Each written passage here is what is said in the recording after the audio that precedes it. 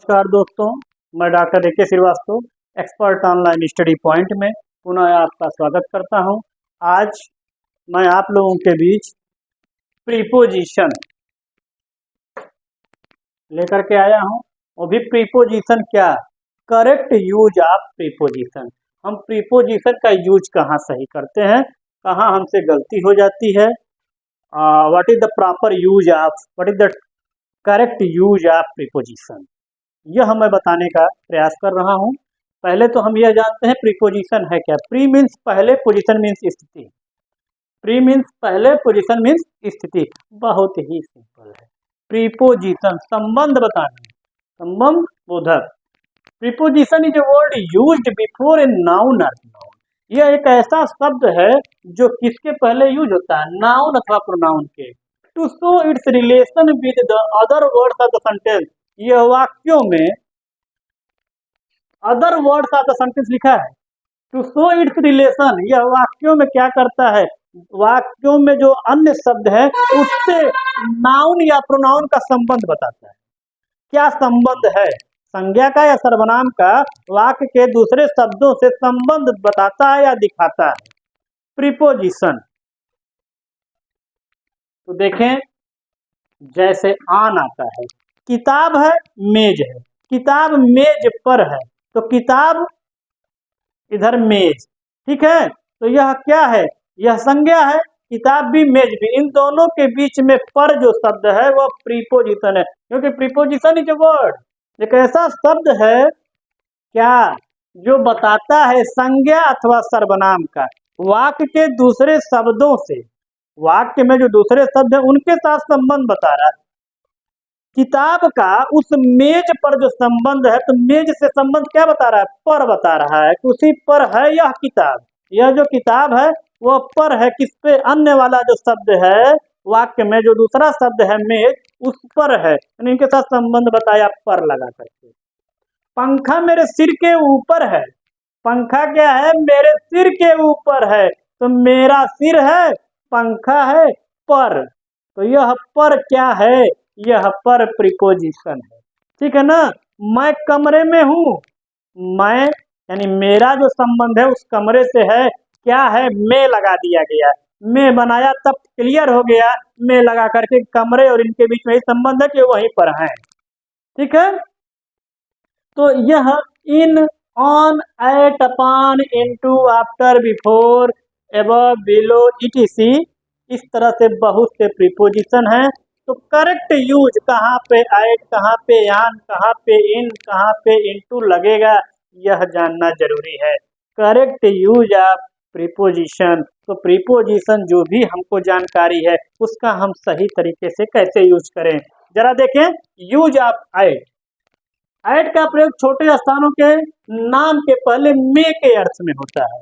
मैं कहाँ रहता हूँ, मैं, एक प्लेस लिखा है ढकुआ, एक गांव है भैया, वहां पे छोटा सा कस्बा है, तो उसके लिए क्या लगा दिया, माई ब्रदर लिखा है, यानी मेरा भाई रहता है गांव में भाई, तो मेरा भाई एक छोटे से प्लेस ढकवा में रहता है। तो मोहल्ला हो या गांव हो, छोटा सा शहर हो, सबके लिए ऐड का प्रयोग करेंगे। माई ब्रदर लिव्स एट ढकवा, मैं दिल्ली में रहता हूँ, आई लिव एट दिल्ली नहीं होगा, क्योंकि दिल्ली क्या है कि बड़े लेवल पर है, और ढकवा क्या है कि छोटे लेवल पर है।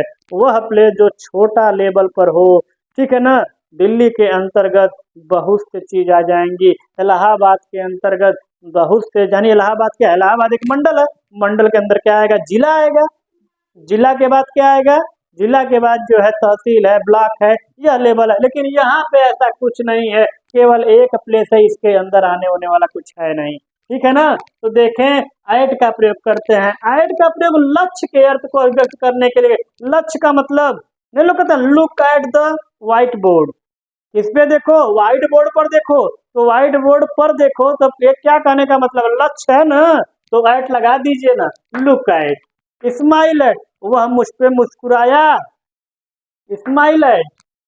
Bite at, kick at, laugh at, हंसने लगा मुझ पे, मुझ पर, अपने आप पर लक्ष्य बनाया मेरे पे हंसने का, उसका लक्ष्य बनाया मुझ पर मुस्कुराने का, हंसने का, मजाक बनाने का। तो ऐड का प्रयोग लक्ष्य के अर्थ में लगाते हैं। ऐट का प्रयोग समय सूचक शब्दों के लिए होता है। बहुत बढ़िया भैया। समय सूचक शब्द देखिए, समय सूचक मतलब मध्यरात्रि, दोपहर, सवेरे आइए, कल आइए, ठीक है ना, दोपहर के बाद आइए, ठीक है। तो यह जो समय है ट्यूलाइट का हुआ, मिडनाइट का हुआ, नून का हुआ, आफ्टर का हुआ, बिफोर।